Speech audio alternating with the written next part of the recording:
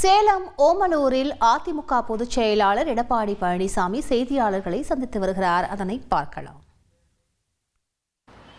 அதிமுக அரசாங்கம் வருடா வருடம் கடன் வாங்கி தமிழ்நாட்டு மக்களை கடனால் ஐக்கிவிட்டது என்று மிகப்பெரிய குற்றச்சாட்டை தெரிவித்தார்கள். திராவிட முன்னேற்றக் கழகம் ஆட்சிக்கு வந்தவுடன் நிதி மேலாண்மை சரி செய்யப்படும், அதற்காக நிபுணர் குழு அமைக்கப்படும் என்றெல்லாம் தெரிவித்து ஆட்சிக்கு வந்த பிறகு நிபுணர் குழுவும் அமைத்தார்கள்.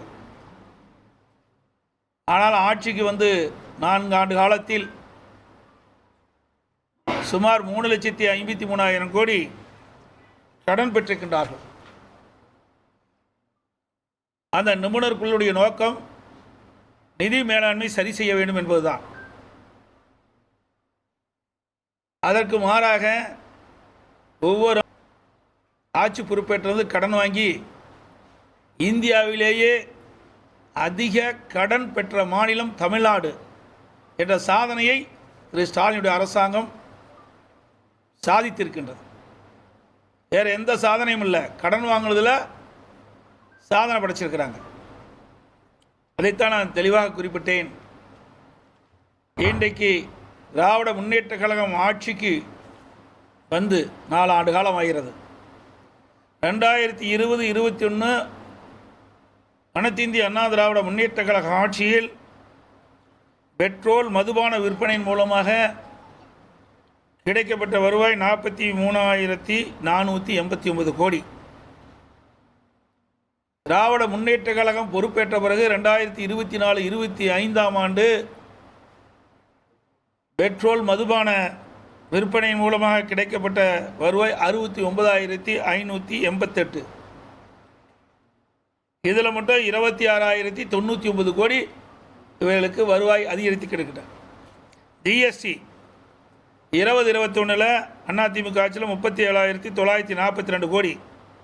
2024-25 திராவிட முன்னேற்ற கழக ஆட்சியில் 73,788 கோடி. அதாவது 100% இந்த ஜிஎஸ்டி வரியின் மூலமாக வருவாய் கிடைச்சிருக்குது. 35,846 கோடி வருவாய் கிடைச்சிருக்குது.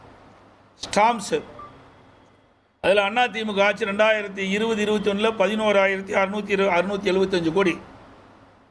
திராவிட முன்னேற்ற கழக ஆட்சி 2024-25 23,370 கோடி. இதில் 12,695 கோடி அதிகமாக வருவாய் கிடைச்சிருக்குது. எக்ஸைஸ் கலால் வரியில் அதிமுக ஆட்சி 2020-21 7,822 கோடி. திராவிட முன்னேற்ற கழக ஆட்சி 2024-25 12,247 கோடி. இதில் 4,425 கோடி அதிகமாக வருவாய் வந்திருக்குது. வாகன வரியில் 2021 அதிமுக ஆட்சியில் 4,561 கோடி. திராவிட முன்னேற்ற கழகம் 24-25 ஆண்டு வருவாய் வாகன வரியில் மட்டும் 11,560. இதில் அதிமுக ஆட்சி விட 6,999 கோடி அதிகம் வந்திருக்குது. இதெல்லாம் பார்க்கும்போது இதில் மட்டும் 86,064 கோடி அதிகமாக வருவாய் வந்திருக்குது. அதாவது அனைத்து இந்திய அண்ணா திராவிட முன்னேற்ற கழகம் 2020-21 ஆட்சியில் கிடைக்கப்பட்ட வருவாயை விட 2024-25 திராவிட முன்னேற்ற கழக ஆட்சியில் கிடைக்கப்பட்ட வருவாய் அதிகரிப்பு 86,064 கோடி. அதோடு மைய அரசின் வரி பகிர்வு இதில் 2021 நமக்கு கிடைக்கப்பட்டது அதிமுக ஆட்சியில் 24,925 கோடி. திராவிட முன்னேற்ற கழக ஆட்சியில் 24-25 மைய அரசின் வரி பகிர்வு 49,755 கோடி. இதில் 24,830 கோடி அதிகமாக கிடைச்சிருக்குது. அதாவது 100% கிடைச்சிருக்குது.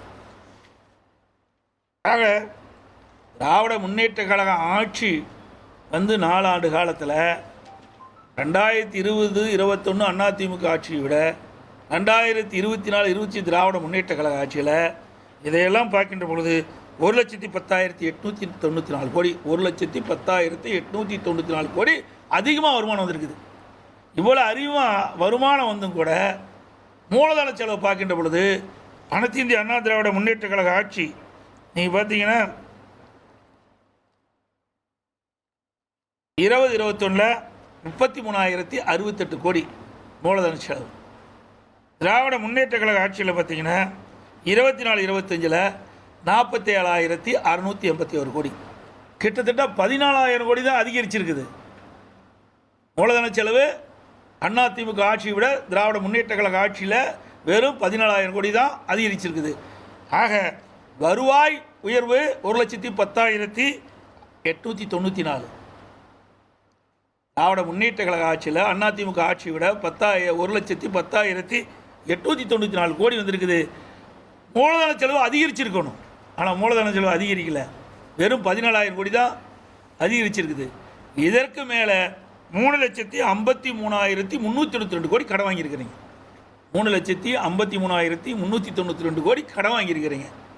அதனால தான் நான் கேட்டேன், எவ்வளோ கடன் வாங்கினீங்களே, அதிகமான மூலதன செலவு செஞ்சுதான் பரவாயில்ல. மூலதன செலவும் இல்லை, புதிய திட்டங்களும் இல்லை.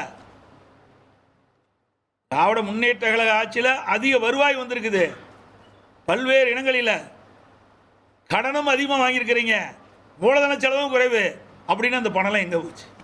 அதுதான் எங்களுடைய கேள்வி. பேசி மொழிக்கு தான் அறிக்கை விட்டுருக்கார். ஆக இவர்களுடைய திராவிட முன்னேற்ற கழக ஆட்சி காலத்தில் நிதி மேலாண்மை செய்வதற்கு குழு அமைச்சிங்கன்னா அந்த குழு ஏதாவது அறிக்கை கொடுச்சுதா? அந்த குழு அறிக்கையின்படி இந்த நிதி மேலாண்மை செய்வதற்கு ஏதாவது நடவடிக்கை எடுத்துக்கலாம்? எதுவுமே இல்லைங்க.